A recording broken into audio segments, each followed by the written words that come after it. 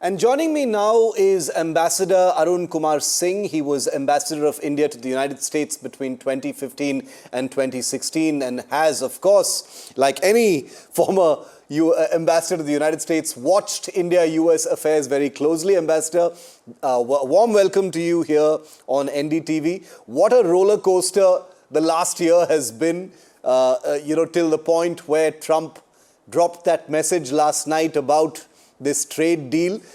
We are still in the dark on many aspects of what this deal has been like. But your opening sort of assessment, Ambassador, on what it has taken to get to this point. We've seen many, many turbulent ups and downs, sir.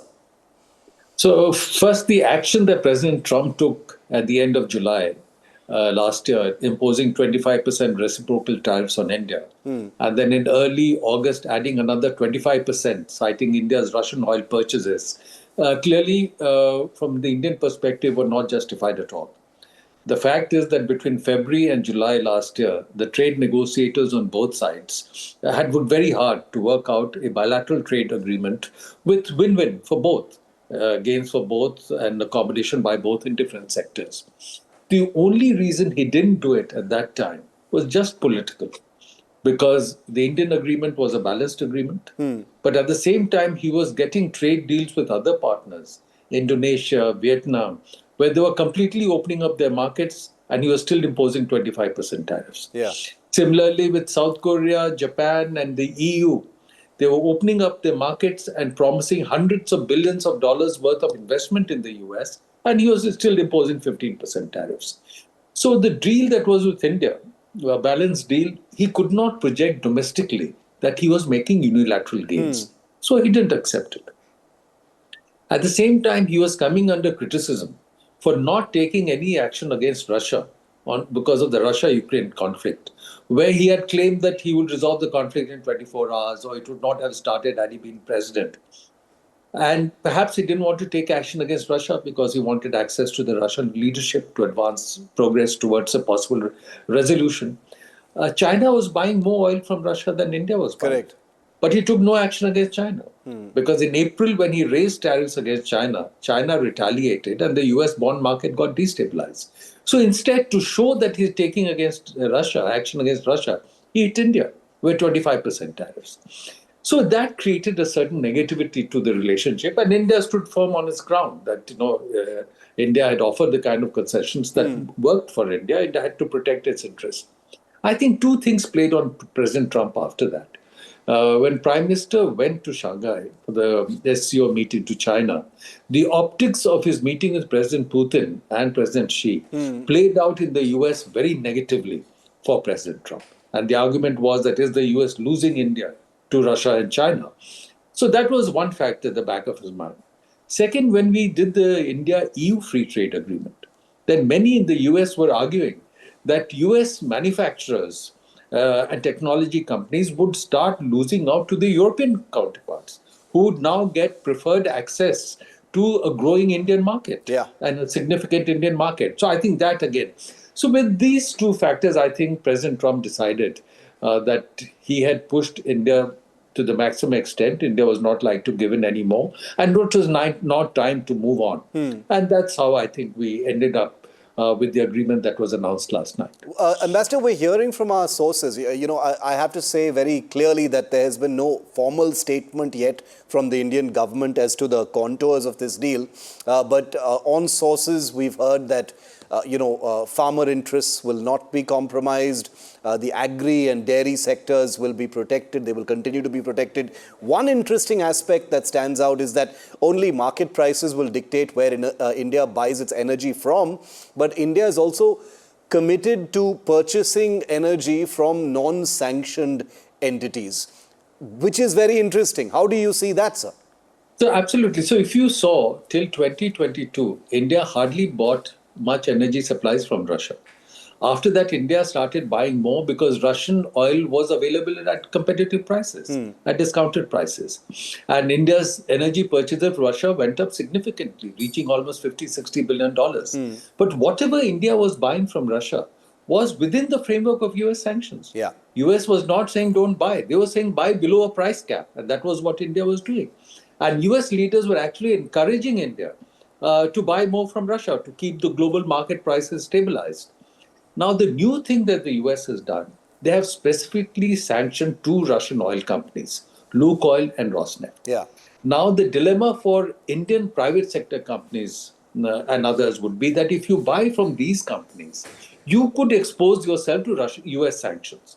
Now, many of these companies raise finance in the US or buy equipment from the US. So, if they expose themselves to US sanctions, then that access to the US market could become difficult, Yeah. which may impact on them negatively. So, doing their cost benefit analysis, they would have to take a call. But the US sanctions don't mean that you can't buy oil from non sanctioned Russian oil companies. And there are many of them who are not sanctioned.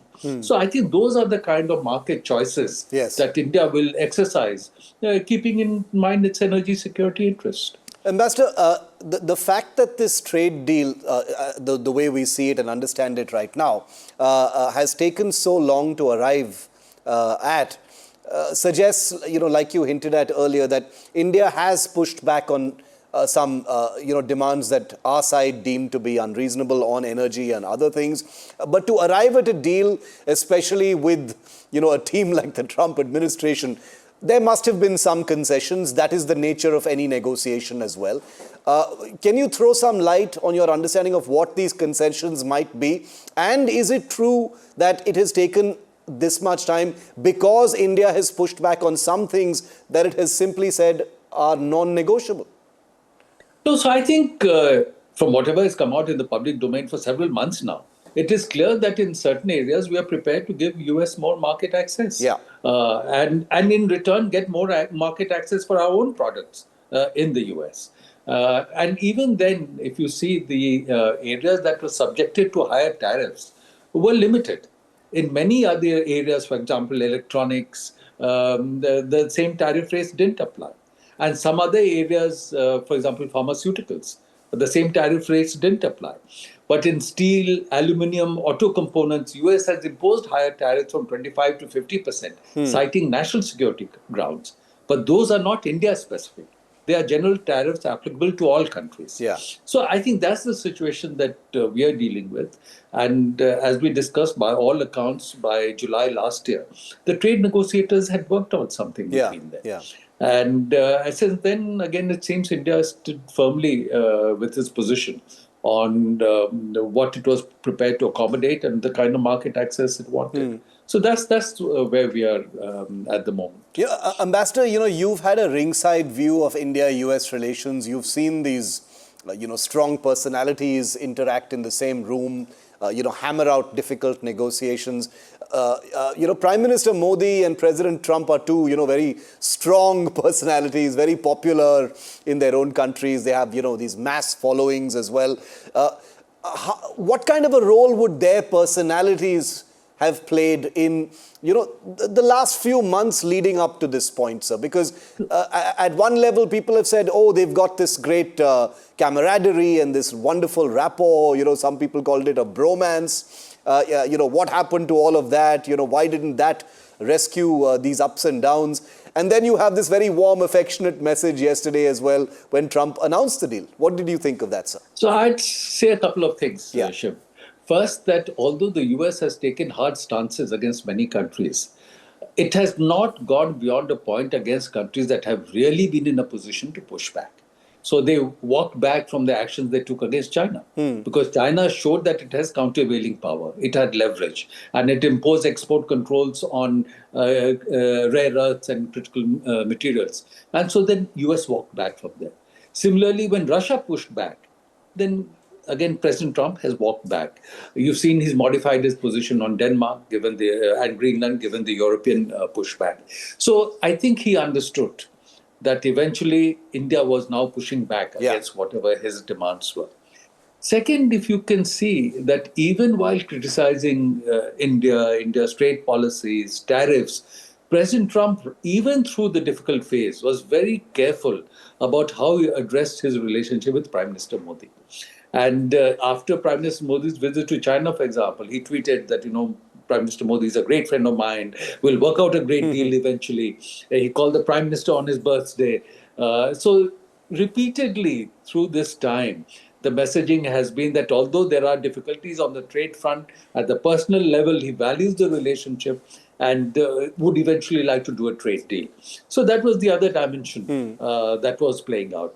So I think both are strong leaders, as you mentioned, and I think President Trump realized that there was a limit to which he could look at pushing the Indian side. In your view, last couple of questions, Ambassador. Has the system also adapted and changed, would you say, in the last few weeks and months? Many have described this as a historic sort of abrasions and friction between India and the United States. There is a degree of uncertainty and unpredictability over what the president would say the following morning, having said something today. Within the foreign service, within the diplomatic machinery, are things different now in how they approach negotiations and the deals? So I cannot tell you about a first your understanding of it. But looking at it from outside, it's not just India. The whole world is reeling under what President Trump is doing. And then everybody has to be prepared for unpredictable decision-making, turnarounds in decisions. And now if you look at South Korea, he worked out a trade agreement with South Korea putting 15% tariffs. And recently he said he's not happy with South Korea and will take the tariff to 20%. With Panama, he said, we'll take back the Panama Canal. Now you don't hear talk of Panama Canal being taken by the US. You hear only talk about reducing Chinese presence at the two ends of the Panama Canal. He walked back on Greenland. So I think I would say two things. One, people have to be prepared for the fact that there will be uncertainty and unpredictability in the decision making. And of course, leaders in other countries also change their decisions. But changes in decisions of leaders in France, Germany, UK will not have the same kind of impact on India. US is a major power globally. So what happens there has an impact. So that's something. And at the same time, the argument in India would be that with the change in decision yesterday, which is bringing back a positive element again in the relationship, we should certainly look at deepening the partnership with the US. It's an important country internationally. Many sectors of our economy, for example, digital technology sector, heavily linked to the US economy, to the market there. But so certainly deepen the linkage. But even as you deepen the linkage, hedge more, diversify more, so that you make sure that US does not have coercive power over you. So that's the kind of argument that I think can be legitimately made. And given the kind of concessions he forced on Japan, South Korea, and Europe, the argument would be that even as you do more defense cooperation partnership with the US, make sure you're not security dependent on the US. Final question, and I know ambassadors like yourselves usually don't like getting into the domestic politics that usually cling to all things that happen in the country these days. But, the leader of the opposition has said this is a complete surrender. India has declared itself a vassal state of the United States. These kinds of extreme things are being said. Would you want to comment on any of that, sir? No, so I think people are entitled to their position, views. Debate is always important. One should wait for the facts to emerge and look at the facts and details as they emerge to make our own assessments. Ambassador Arun Singh, a pleasure to have you. Thank you very much for your time here on NDTV, sir.